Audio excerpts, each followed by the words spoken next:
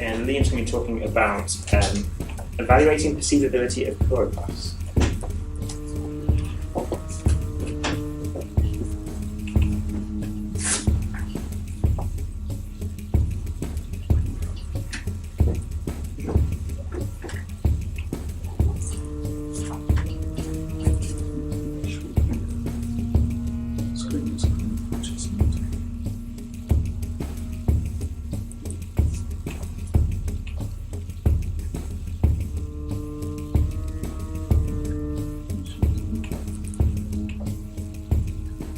Okay, so I'm going to talk to you about my study. So the title of the paper is Towards Evaluating Perceivability of Choropleth Maps. And just in case you don't know what a choropleth map is, I've given an example here.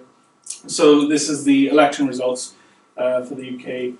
And you can see what a choropleth is. It's values assigned to administrative areas. So you can see the blue signifies Conservatives, the red signifies the Labour, and then they're mapped to the administrative areas. Let's see. Okay, so I'm just going to give a quick overview of what I'm going to talk about. So I'm going to give an introduction to the topic, the hypotheses we came up with, some related work, the tasks we enforced, some variables we had to consider, the experiment itself, the results.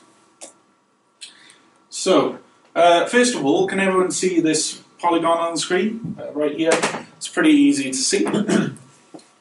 And then we had a couple more polygons, and it's still relatively easy to see. Kind of the yellow makes it a bit difficult to see how big the polygon is or the shape of the polygon. Okay, can you see it now? So it's just a tad small. If you can't see it, it's right here. Probably people at the back have no idea where it is. I'm just going to make it a bit easier. I'm going to add all these other polygons. Maybe not a bit easier, but it's still right here. And then, can you see it now? I'm not going to wait for the answer. You probably can't see it because it's quite silly to think you could. And so the kind of question we have is, when is an area too small to reliably perceive the value of an area? So we created a study based on this. So our hypotheses, we have three hypotheses. The smaller size of unit area, the higher the error rate of perceiving the correct value. The smaller the unit area, the more time it would take to acquire the perceived colour.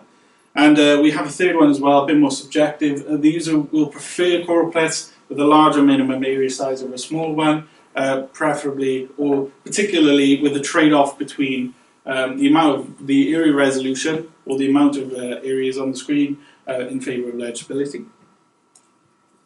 I have some related work here. Our related work kind of fits into three topics: perception of choropleth, perception of colour, and perception of size. I'm going to make sure I don't screw up the names. I'm just going to read them directly. Richoff and Kilhalvey is our example for the choropleth. So Richoff and Kilhalvey compare choropleth maps to cartograms and thematic maps in order to see how much data or information you can retain. So what they did is they gave the examples to the users. They let them analyse them, took them away and asked them some questions based on them, and they found that the results favour choropleths, which is kind of why we want to look at them.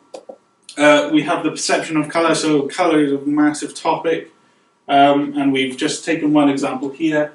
Lee et al. Have found a way to optimise the saliency of colour.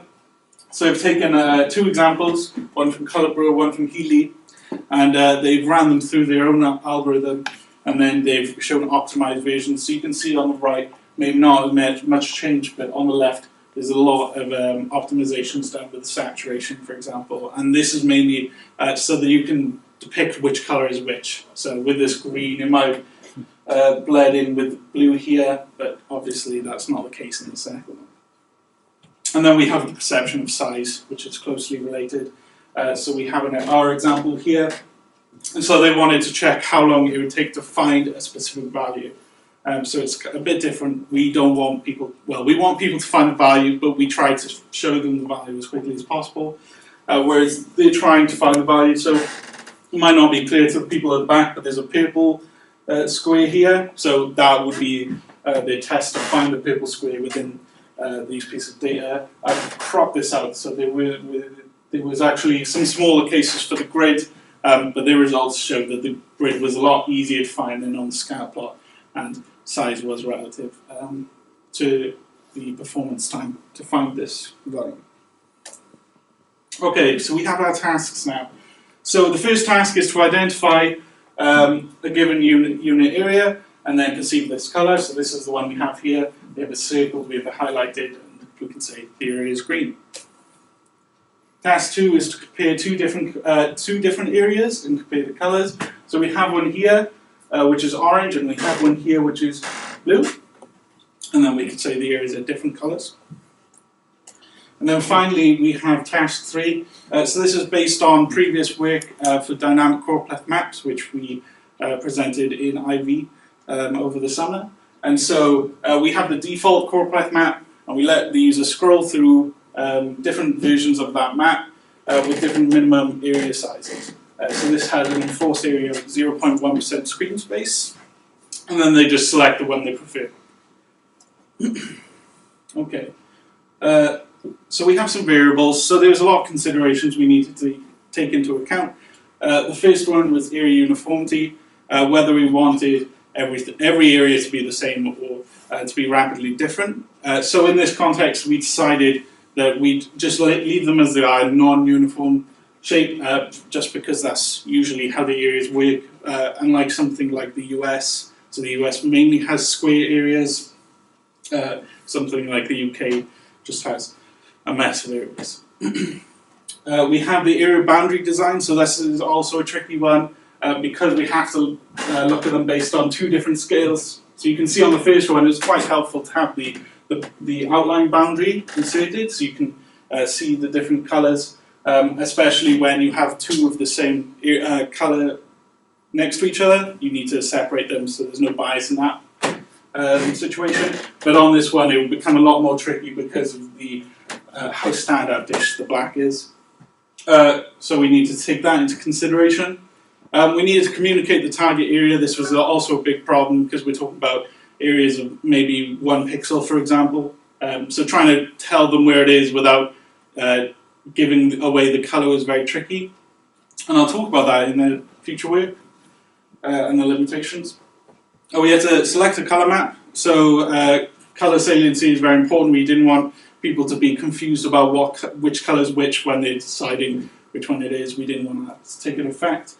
And we also needed to consider the display resolution and the lighting conditions, as both of them are kind of huge variations, so we need to make sure those were controlled.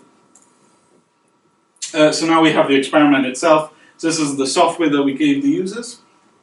And we have the area in the center. I don't think anything is circled here unless I'm mistaken.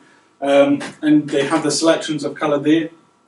And so something I forgot to say is our area blinks in and out. So I showed the task one had the circle around it with the outline. That actually blinks on and off, so to try and avoid people obfuscating it. And so they have to pick the correct color, and then after a certain amount, they get to decide how good well they think they did. And so there's an example of someone taking the user study. Okay, so we're going to talk about the results now. So we had 10 participants of varied gender, age and skill. They're all paid through Amazon vouchers. We took 50 data samples per participant for task 1 and 2, so that's 500 overall for task 1 and 2. 5 data samples for task 3, so that's 25 overall. No one fails to participate, so they all met the sample questions that we gave them. We removed items over 20 seconds of performance time as outliers, and again we'll talk about that in the limitations later on. And after gathering results, we decided to focus on 50 pixels or less. So that means we have 466 data samples for T1, 490 data samples for task 2, and 25 data samples for task 3. So here are the results for task 1. At the top we have a scat plot with pixel size on the y-axis and the time taken on the x-axis. And then we have 3 color options, green if they guessed correctly, red if they guessed incorrectly, and blue if they decided not to guess because they didn't know the answer. And then on the bottom we have two very similar charts. So we have an area chart where the frequency is on the y-axis, and on the x-axis is the unit area in terms of pixels. And you can see the blue and red signify, the blue signifies the total amount of selections for that. So this was all random, so we didn't decide on which areas to choose, we just picked a random one and displayed it. And then the red signifies the error. So I've also added the error rate on the right side. So you can see that for 1 pixel there's roughly 90% error, and that probably includes some of the units guessing when it's 1% or 1 pixel size.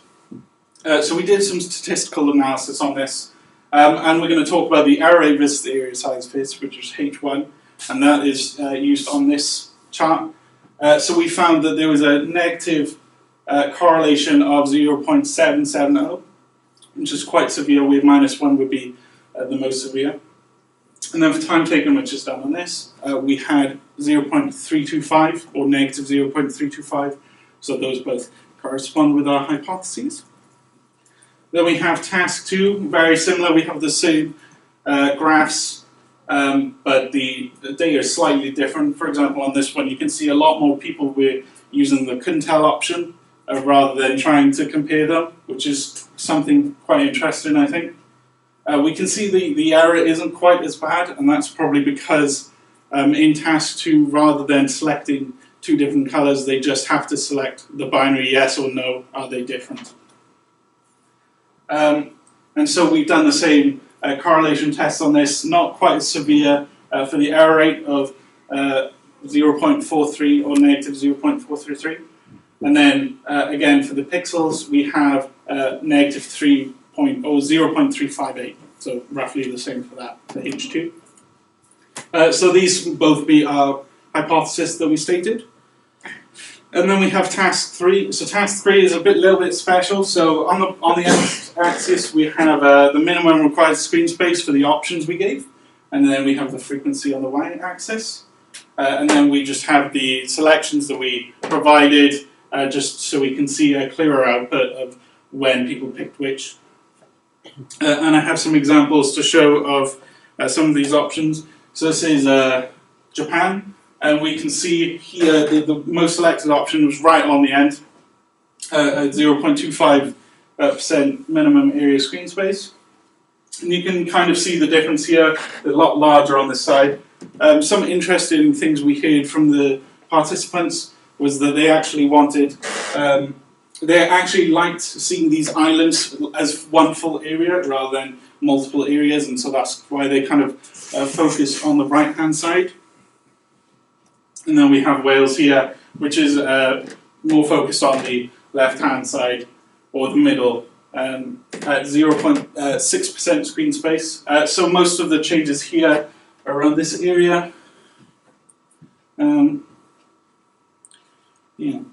So we had some future working limitations. So I'm just going to go back to this quickly. You can see that it's a bit strange because this area has nothing in it. And this is because in our pilot study we actually found that people were going towards this area. And so we added more on this side of the spectrum. And then when we ran the actual pilot study, we found that people did the opposite and moved towards the other end of the spectrum. And we think there's a couple of possibilities. First of all, it's a selective choice. So there's that randomness implemented it, or semi-randomness.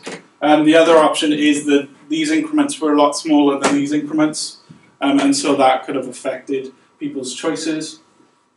Some other things we need to discuss are the boundary design. So in our pilot study, the accuracy was actually a lot higher just because of the thickness of our line. So we were trying to show people where they were, so we were using a big thick line. Because of that, it removed all the other areas from their view, and they could only see, even if it was 1 pixel, they could see that 1 pixel, which was very different from the black behind it. So that's something we'd like to improve on when we move this forward. Some other things we want to look at are the performance time. So that we didn't restrict the performance time because we thought it might affect the amount of errors that we had. But because of this, people would just stretch in the middle of their times and turn around and talk to you, and so we think that we need to enforce that a bit stricter later on. And so the last thing is we really want to work on hypothesis 3, because that's one of the ones we weren't quite happy with. So that would be a better framework for selecting the minimum area screen size and more options and more results. Okay, so that's it. Any questions? Okay, thank you, Liam. Any questions? Yeah. So I suppose it depends on the context, but if you were looking at, say, an election map, if you're using a minimum area, do you not find that sort of biases the... This is a massive problem with scalability in general. So that's called the modifiable aerial unit problem, and so it's widely discussed in the US, I believe. But for this, we just worked on what we already had working. So there are a lot of options with that work. You can try to minimize the amount of changes. For example, you can have the average, you could have the sum presented as this value. So it's just something you need to work with. And it is just a matter of the hypothesis 3 being in terms of legibility over the amount of detail. So there could be some bias, but obviously if we worked on it properly, we'd let them see the bias, like the uncertainty and stuff like that. Yeah. What about the anti-aliasing in rendering the... Sorry, can you repeat that? Are you using any anti-aliasing in rendering the... No, we don't use any anti-aliasing. We just try to print it raw. So for the we wanted to use the overview of the entire area that we presented. So we just used the extent of that area and printed it as it was. Yeah. Would it be possible to increase resolution with something like zooming in? Yes. Well, that was the thing. We wanted, again, with the dynamic choropleth maps, you can absolutely do that. The minimum area is relative to the zoom, so as you zoom in, the minimum area doesn't change, but the areas of the administrative units change. So for instance, like in Japan, if you zoom in, you could see the individual island, while if you zoom yes, out, exactly. you can see a massive plate. Yeah, but this test was just so we can see an overview. For example, if on the title page we had the election map. It's not great if you just show, one part of the election map. You'd want to see the entire thing. So that's kind of what we were looking at here. So a lot of the data you showed from your user study was very kind of quantitative. Did Yes. you get anything from just talking to your participants? Yeah, we did. So I said the islands was something we picked up. I forgot to mention this in the actual presentation, but all of the data was random, so we didn't have any bias. So even if there was trends in the data, we just randomized it. So we'd remove that bias. But something else we noticed was that everyone thought it would be a lot easier than it was, and they thought that we had specifically lied to them about what we were doing and saying it was random, and we were just selecting all the smallest ones. And that's just because at that level, it's something like over 80% of them are under 10 pixels, and so they don't constantly be getting these. And again, if I go back to this, as I said before, this is all totally random, but you can see how biased it is towards this end because there are so many of them. So yeah, that was another interesting thing we found. Okay, thank you, Liam. Let's thank Liam again. Okay, and next up, we've got Peter.